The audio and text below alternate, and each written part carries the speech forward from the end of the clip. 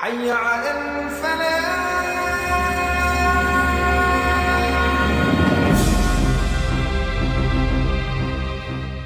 Warahmatullahi wabarakatuh. Bismillah, walhamdulillah, wassalatu wassalamu ala rasulillah wa ala alihi wa sahbihi wa mawala. Allahumma anfa'na bima 'allamtana wa 'allimna ma yanfa'una. Allahumma zidna ilma warzuqna fahma wa atina hikmah. Allahumma barik lana fi majlisina hada birahmatika ya arhamar rahimin. Walhamdulillahi rabbil alamin. Taqabbalallahu minna wa minkum fataqabbal ya karim. Kepada para alim ulama, para habaib, para kiai, para ustadz, para jamaah kaum muslimin dan muslimat rahimakumullah, dan juga sekaligus mulai pagi hari ini radio streaming FPI juga menayangkan video streaming. Jadi pengajian kita pagi hari ini juga bisa dilihat langsung, ada audio videonya, televisi FPI streaming, sehingga bisa diikuti oleh saudara-saudara kita dimanapun mereka berada. Mudah-mudahan kumpulnya kita pada pagi hari ini akan menjadi penyebab turunnya rahmat dan barakah. Amin ya rabbal alamin. Kita lanjutkan kajian kita tentang potret kehidupan para sahabat Nabi Muhammad sallallahu alaihi wasallam, di mana 6 orang sahabat sudah kita paparkan pada 2 pengajian yang lalu, dan kali ini insya Allah kita akan dapatkan lagi beberapa orang sahabat tercinta radhiyallahu anhum. Hanya kali ini berbeda dengan 2 pengajian yang lalu. Kali ini kita fokus kepada satu kejadian penting yang dialami oleh sahabat yang akan kita ceritakan. Makanya di sini kita tuliskan, di mana judul pada kesempatan pagi hari ini adalah Ajaibus Sahabat, itu keajaiban-keajaiban tingkah laku para sahabat yang membuat kita kagum, yang membuat kita malu pada diri kita sendiri, yang semestinya mendorong kita untuk bisa mensuri tauladani mereka insya Allah. Nah, yang di sini juga ingin kita ingatkan bagi mereka yang ingin mendalami lebih banyak tentang kehidupan para sahabat, di antara marajih yang kita gunakan pada pengajian kita, pertama adalah kitab Al-Isti'ab fi Asma'il Ashab, karangan Al-Imam Abu Umar Yusuf bin Abdul Bar An-Namri Al-Furtubi. Kemudian yang kedua yaitu kitab Usudul Ghabah fi Ma'rifatis Sahabah, karangan Al-Imam Abul Hasan Ali bin Muhammad Al-Jazari Ibnul Athir. Sedangkan yang ketiga yaitu kitab Al-Isabah fi Tamyizis Sahabah, karangan Al-Imam Syihabuddin Ahmad bin Ali ibn Hajar Al-Asqalani. Nah, di sana masih banyak kitab-kitab tarikh dan sejarah yang lainnya yang perlu untuk kita telaah agar kita lebih banyak mendapatkan informasi tentang kehidupan para sahabat Nabi alaihi salatu wassalam. Nah, hari ini yang pertama kali akan kita ceritakan sedikit saja satu cuplikan tentang sahabat Nabi dari kalangan Ansar yang bernama Ubay ibn Ka'ab al-Ansari radhiyallahu ta'ala anhu. Ubay ibn Ka'ab al-Ansari, nama lengkapnya adalah Abu Tufail Ubay ibn Ka'ab ibn Qais ibn Ubaid ibn Zaid An-Najjar. Beliau dari Bani Najjar, salah satu penduduk asli daripada kota Madinah, dan beliau termasuk golongan orang Ansar. Beliau ini dikenal dengan julukan Sahibul Hummah, artinya orang yang selalu meriang, demam badannya. Ada apa dengan julukan ini, saudara? Ada cerita khusus bagi yang bersangkutan. Mari kita telaah dan mari kita ambil hikmahnya. Di mana Ubay bin Ka'ab radhiyallahu taala anhu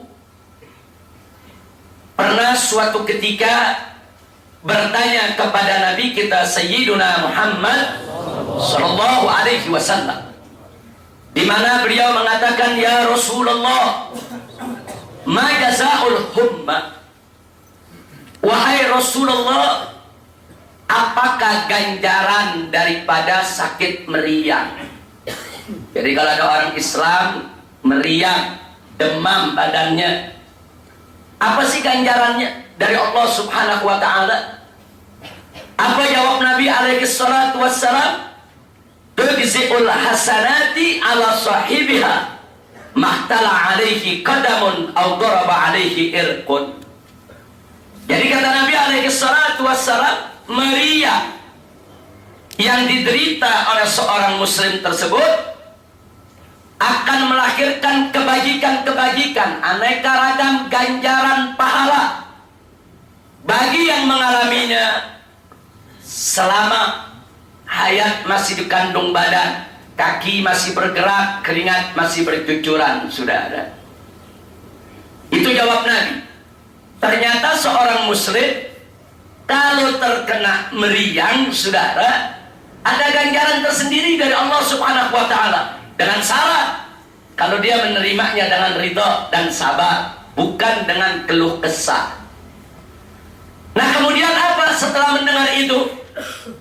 Ubay bin Ka'ab radhiyallahu taala anhu langsung mengangkat tangan berdoa kepada Allah. Bunyi doanya, Allahumma inni as'aluka humma. Ya Allah, aku mohon kepada Engkau meriang. Dia minta meriang, saudara. Tapi bukan meriang sembarang meriang. Beliau minta meriang yang bagaimana? Meriang yang la tamna'uni khurujan fi sabilik. Aku minta kepada Engkau meriang, ya Allah, tapi meriang yang tidak menghalangiku untuk jihad di jalanmu. Wala khurujan ila baitik, dan juga meriang yang tidak menghalangiku untuk ke rumahmu, untuk ibadah. Wala masjid Nabi, meriang yang juga tidak menghalangiku untuk mendatangi masjid Nabimu. Itu bunyi doanya, saudara. Dia minta ke Allah meriang. Yang penting itu meriang tidak menghalangi dia untuk jihad, tidak menghalangi dia datang ke Baitullahil Haram di Makkah, rumah Allah, dan tidak menghalangi dia untuk ke masjid Nabi. Itu yang dia minta. Lalu apa yang terjadi? Diriwayatkan, saudara, falam yumsi Ubayyun qad illa wa bihi umma.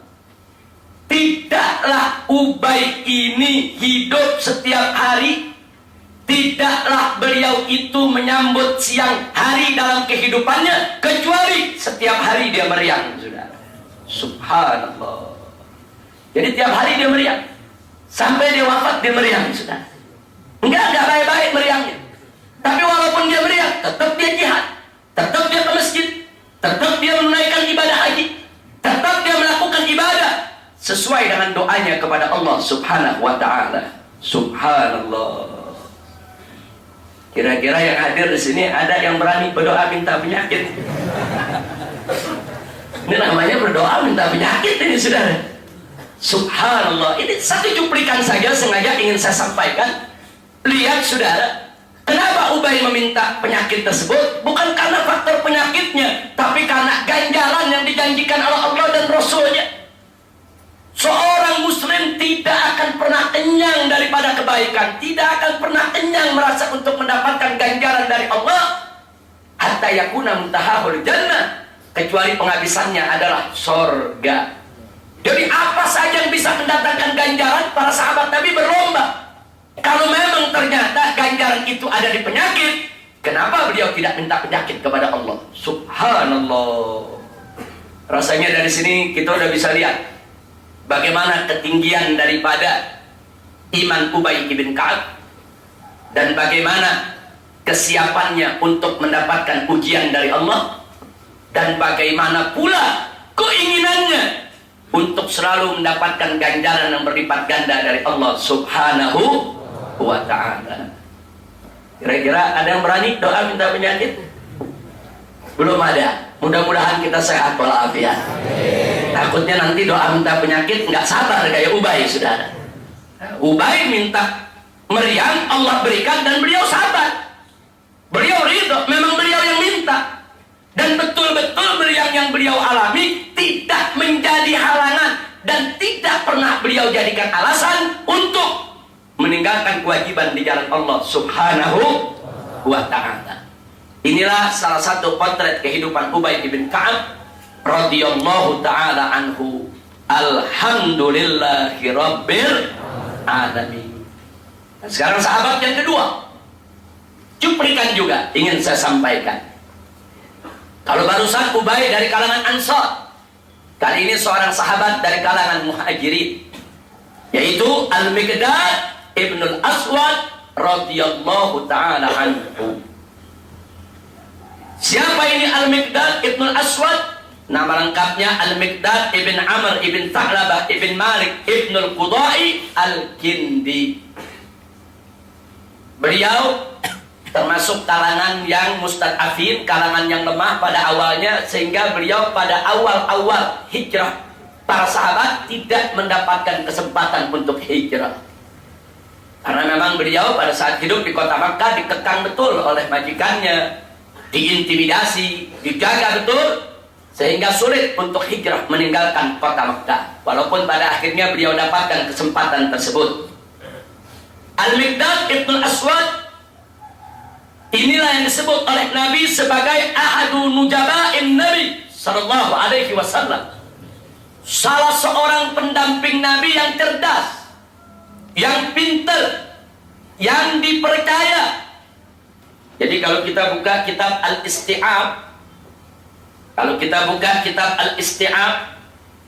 di sini disebutkan oleh Nabi alaihi salatu wassalam, di mana beliau mengatakan, innahu lam yakun nabiyyun illa u'tiya sab'atu nujaba wa wuzara wa rufaqa.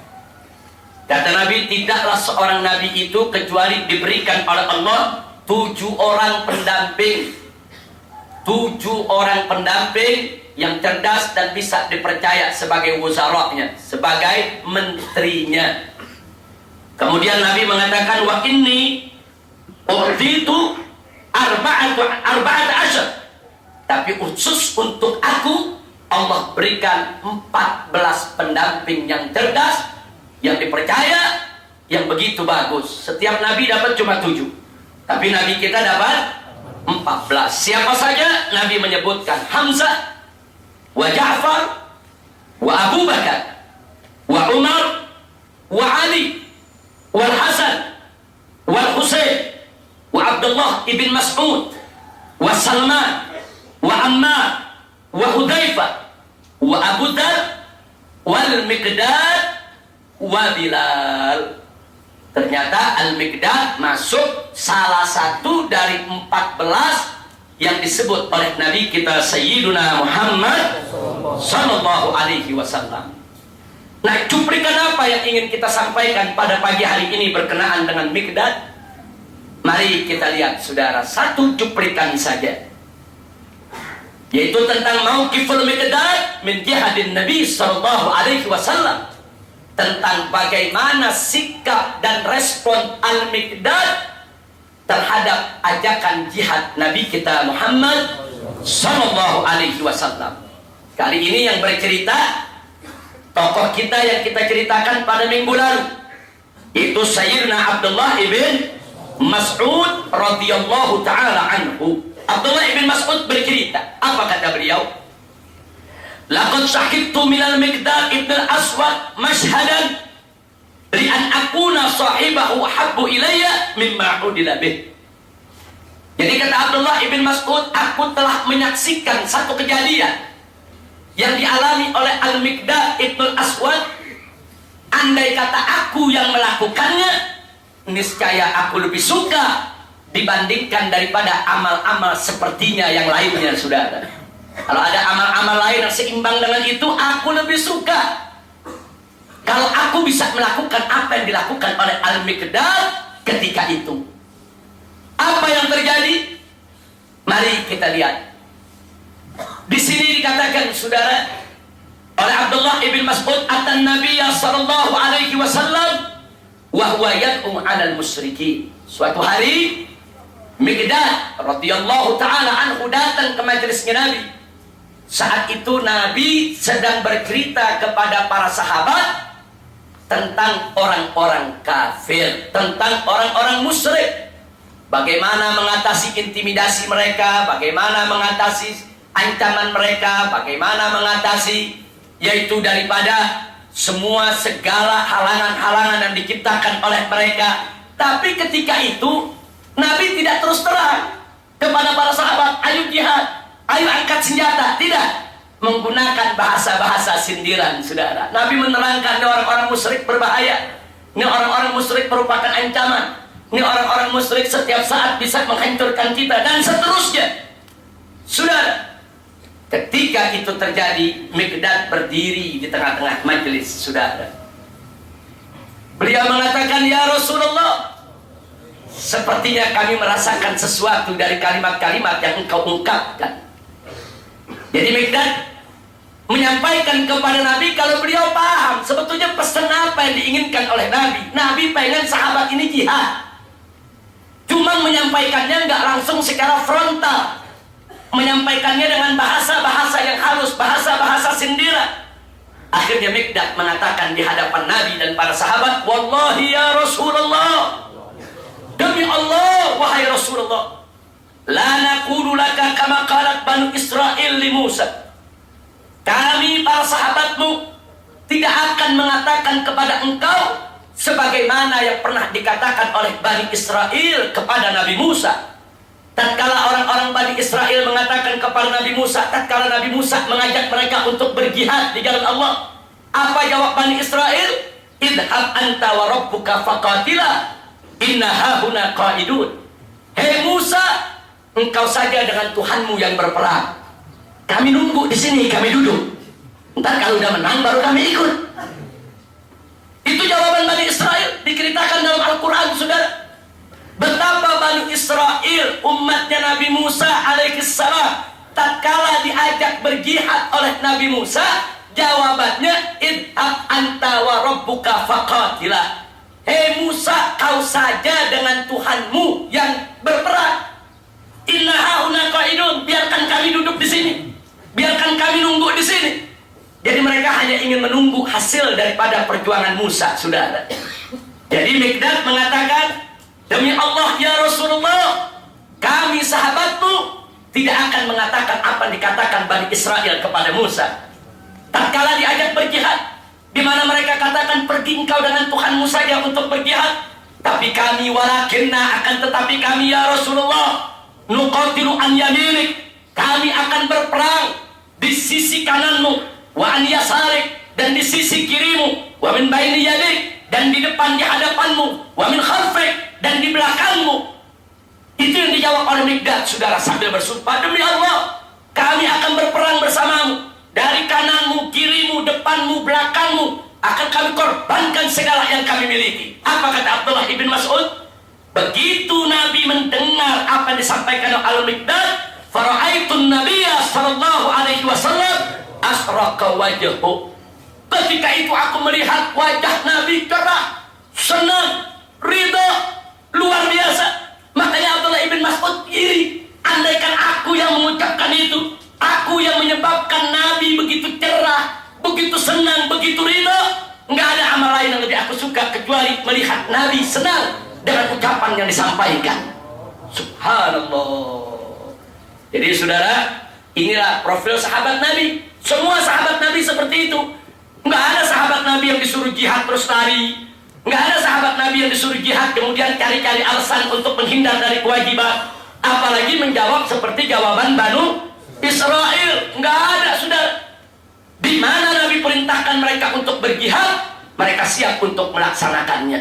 Nah ini yang menariknya. Ini awal Nabi mau ajak jihad, Nabi nggak terus terang, saudara. Ayo kita jihad, enggak.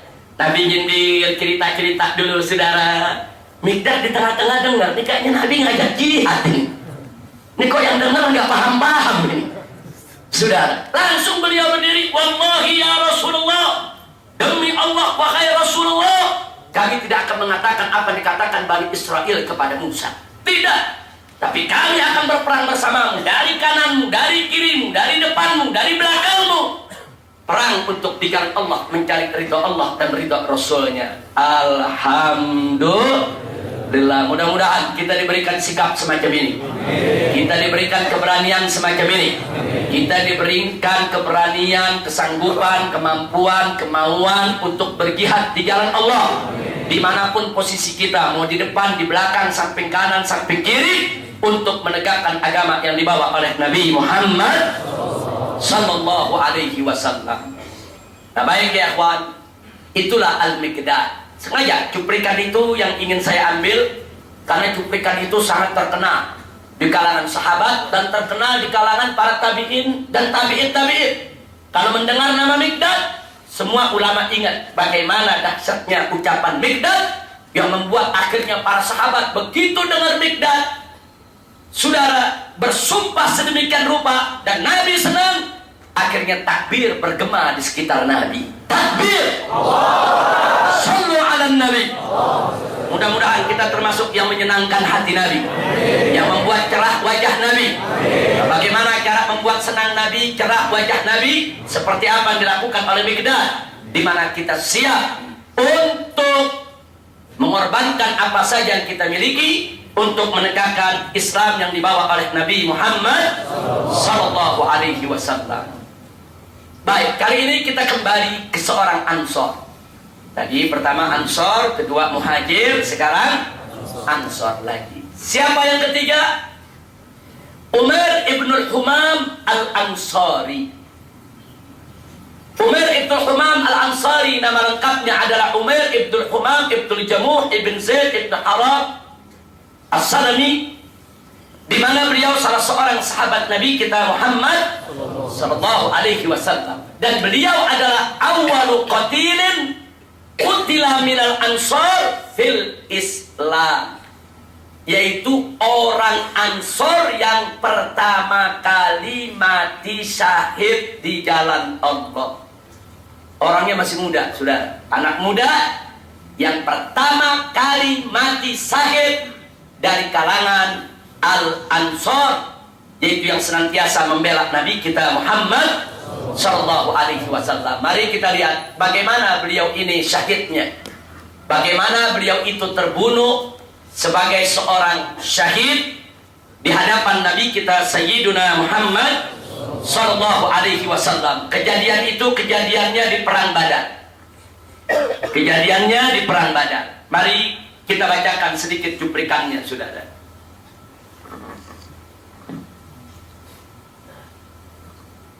Di mana diceritakan tentang istishhad Umar ibn Humam radhiyallahu taala anhu fi Badar.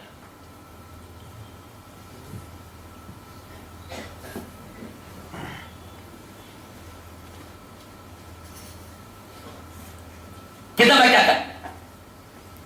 Lamadana al-musyrikuna yauma Badr.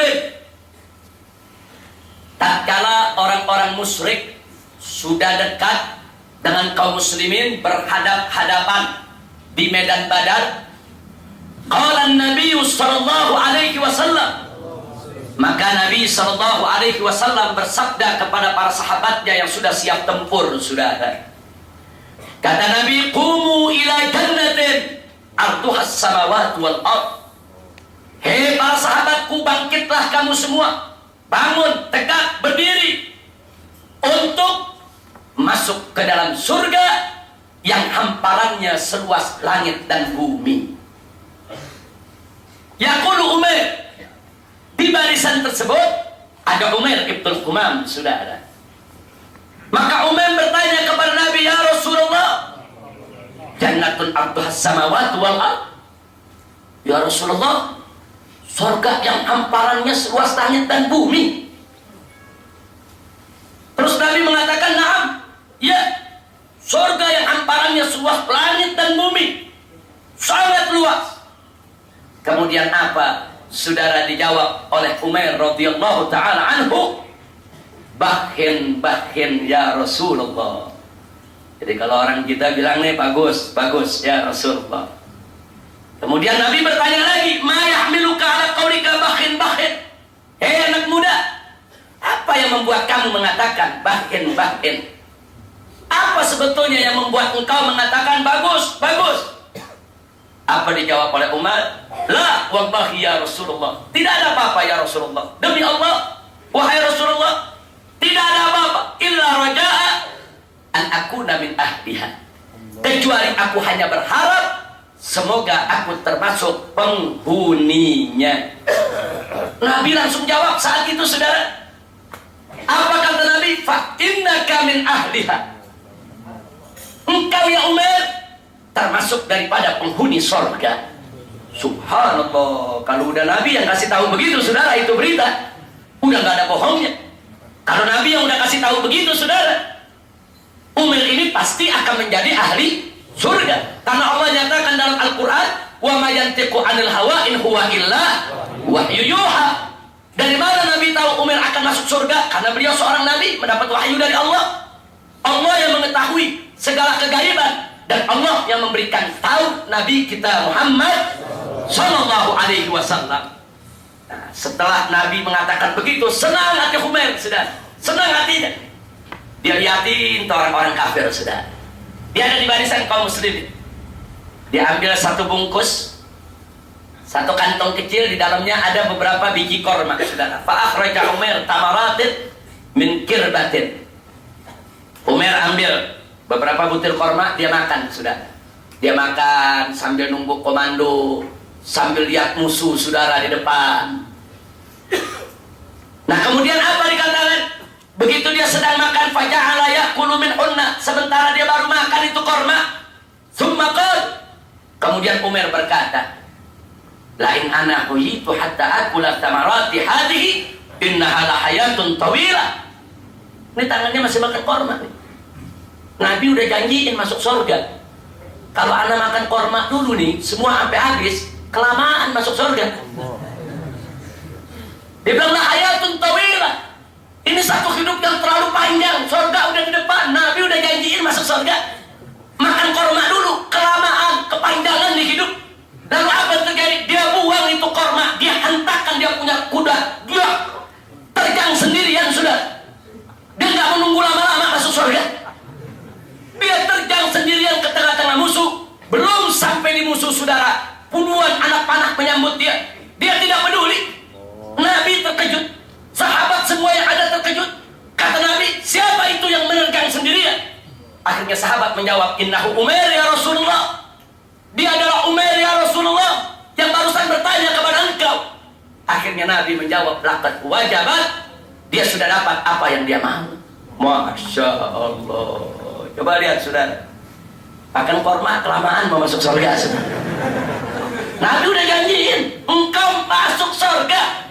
Terus mau makan korma dulu mau ngapain? Kalau Nabi udah janjiin masuk surga, terjang aja udah pintu surga di depan. Subhanallah walhamdulillah wa la ilaha illallah wallahu akbar. Inilah keberanian pemuda di zaman Nabi, saudara. Inilah makanya sering kita katakan para sahabat Nabi dulu di zaman Nabi bukan berani mati, berebut mati. Bukan berani mati, saudara, mereka berebut mati, berebut masuk surga, berebut mendapatkan ridho Allah dan Rasulnya. Saking berebutnya mereka nggak mau tunda-tunda.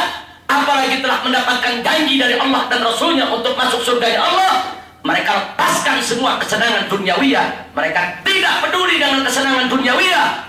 Yang penting mereka surganya. Mudah-mudahan kita termasuk orang yang macam ini. Amin ya rabbal alamin. Nah, masih ada beberapa sahabat yang akan kita ceritakan. Kita baca dulu 2 pasal, saudara. Maulaya salli wa sallim ala nabi. Allahumma salli wa sallim wa barik alaihi wa ala alihi wa sahbihi.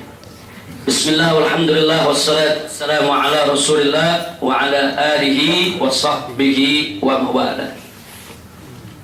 Baik ya kawan, kita lanjutkan tokoh kita yang keempat pada pagi hari ini, yaitu lagi-lagi seorang dari kalangan Ansar yang bernama Thabit bin Qais radhiyallahu taala anhu.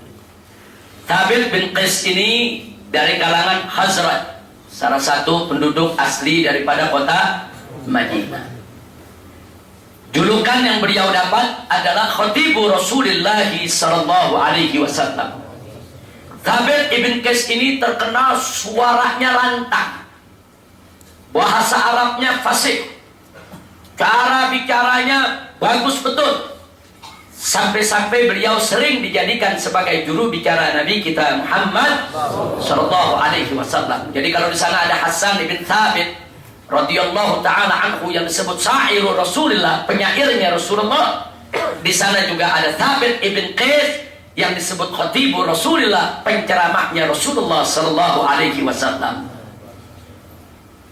Nah, kemudian saudara, ada satu catatan yang perlu kita nukilkan di sini, bahwa suatu ketika Thabit ibn Qais radhiyallahu taala anhu yang selama ini selalu duduk di samping Nabi, duduk di majelis Nabi, tidak jauh dari Nabi, karena kalau dalam beberapa event ada sambutan-sambutan beliau yang diperintah oleh Nabi, karena kebagusan bahasanya, kelantangan daripada suaranya yang luar biasa. Suatu waktu beliau hilang dari majelis Nabi Muhammad sallallahu alaihi wasallam.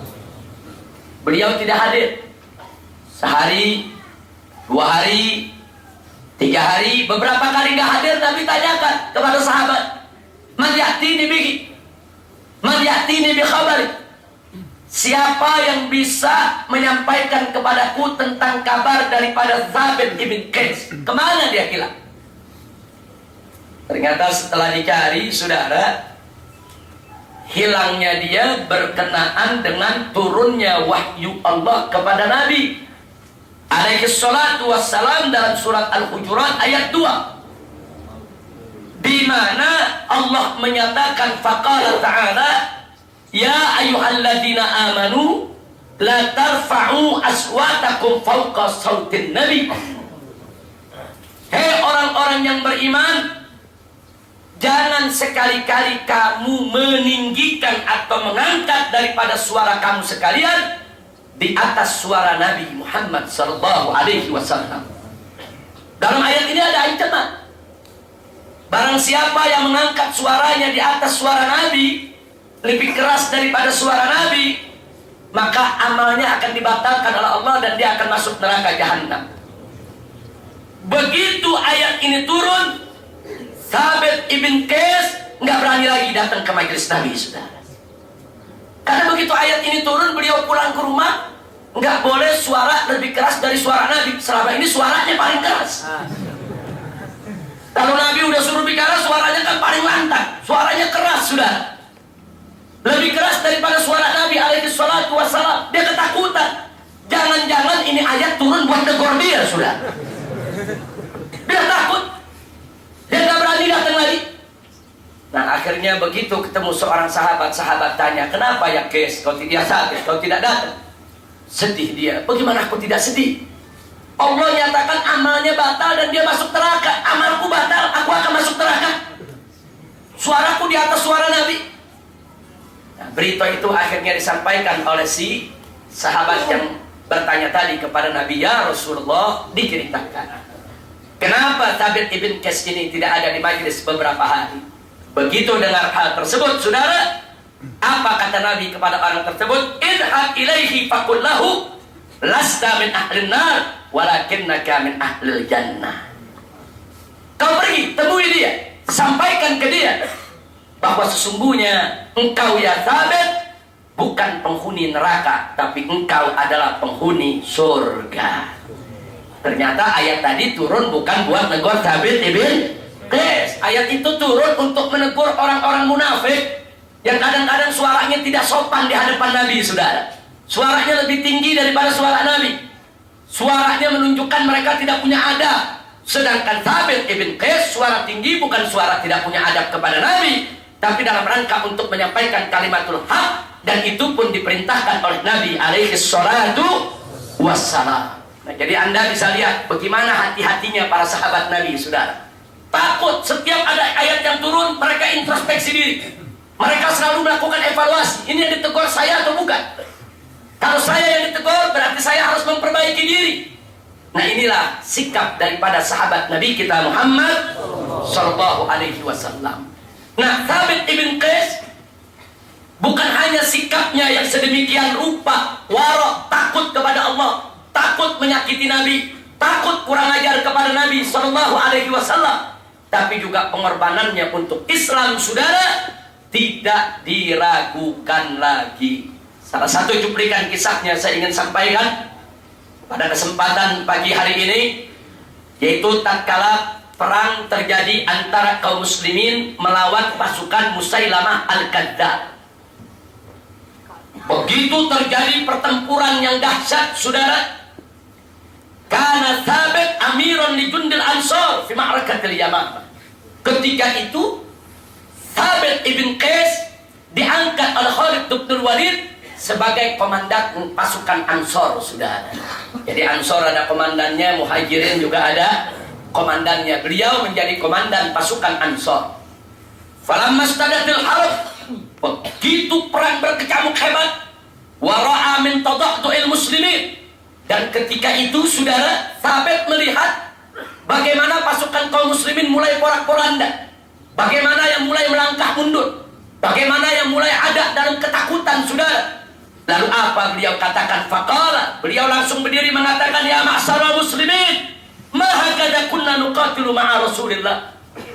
Hei kaum muslimin, bukan begini dulu cara kita berperang bersama Rasulullah.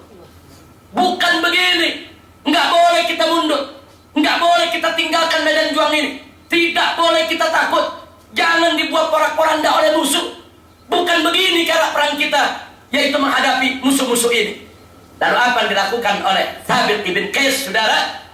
Begitu berhadapan dengan musuh, siap tempur lagi untuk membangkitkan semangat pasukannya. Fatahannata Thabit. Thabit ambil bidara, daun bidara, dan beberapa wewangian lain, dipakein badannya. Jadi badannya wangi seperti jenazah baru dimandiin, saudara. Kita kalau habis mandiin jenazah kan kita pakein bidara, kita pakein wewangian, saudara. Tahanna, dia pakein dedaunan, dia punya badan supaya baunya bau orang yang habis dimandiin, saudara. Habis dimandiin ketika meninggal dunia. Enggak sampai di situ, watakafan, dia pakai kafan. Udah dia berikan daun bidara, dia pakai kafan. Enggak sampai di situ, di tempat dia berpijak, wa hafara li nafsihi khufratan fil ard, dia gali lubang, saudara, setinggi daripada lututnya. Begitu dia gali lubang, saudara, fayanzilu fiha, dia masuk ke dalam lubang tersebut, ila nisfi saqaihi, itu dia masukkan sampai batas daripada betisnya tadi. Untuk apa? Wa yabqa thabitan fi mauqifi. Jadi dia masuk ke dalam lubang, dia tanam, dia punya kaki, saudara, di dalam lubang supaya dia nggak bisa lari. Jadi kalau musuh datang, apapun yang terjadi, dia punya kaki sudah ditanam dalam tanah. Dia tidak mau lari, itu ditunjukkan di depan daripada semua pasukannya. Setelah itu dia diri tegak, begitu musuh yang jumlahnya hampir 40.000, pasukan Musailamah Al-Kadzdzab menyerbu, dia tidak bergeming, dia tidak bergerak, dia biarkan dirinya apapun yang terjadi, dan akhirnya beliau mati syahid di lubang tersebut, sudah. Subhanallah. Jadi Anda bisa lihat bagaimana orang model Thabit ibn Qais supaya dirinya nggak lari, saudara, kakinya dia tanam dalam tanah supaya nggak lari. Kalau dia ditanam kan nggak bisa lari, saudara. Apapun yang datang, musuh menyerang, dia harus hadapi walaupun dia harus mati. Dan ternyata apa yang dilakukan ini mampu membangkitkan semangat orang-orang Ansor, dan orang-orang Ansor akhirnya tergerak. Mereka memukul mundur daripada pasukan Musailamah sampai pasukan Musailamah Al-Kadzdzab masuk ke dalam bentengnya dan menutup pintu benteng karena tidak mampu menghadapi kegagahan dan keberanian daripada orang-orang kaum muslimin, baik dari Muhajirin dan Ansor. Alhamdulillah. Nah, kemarin kita sudah cerita bagaimana pintu itu terbuka, yaitu oleh Al-Barra ibn Malik radhiyallahu taala anhu. Nah, ketika itu, saudara, Thabit ibn Qais tidak sendiri. Yang menemani beliau di samping beliau sampai mati sakit bersama beliau, saudara, yaitu Zaid ibn Khattab, adik daripada Sayyidina Umar ibn Khattab radhiyallahu taala anhu. Begitu juga Salim maula Abi Hudzaifah, Beliau juga seorang sahabat Nabi daripada penghafal Al-Quran yang juga ikut akhirnya mati syahid bersama Thabit ibn Qais dalam perang Yamamah. Alhamdulillahirabbil alamin. Kira-kira kalau pasukan zaman sekarang bagaimana sudah? Mau perang nyiapin tempat lari dulu. Ini kira-kira kalau peluru habis ada tempat lari kan? Orang sekarang kan kebanyakan nyiapin tempat lari, saudara. Ini enggak nyiapin tempat lari. Dia tanam, dia punya kaki supaya tidak bergerak, supaya tidak bisa lari, supaya apapun yang terjadi dia tidak bergeming, tetap menghadapi musuh. Inilah salah satu bentuk potret kehidupan sahabat Nabi yang berjuang mengorbankan harta benda sekaligus nyawanya untuk Allah dan Rasulnya. Alhamdulillahirabbil alamin. Baik, itu barusan kita lihat potret kehidupan daripada Thabit ibn Qais radhiyallahu taala anhu.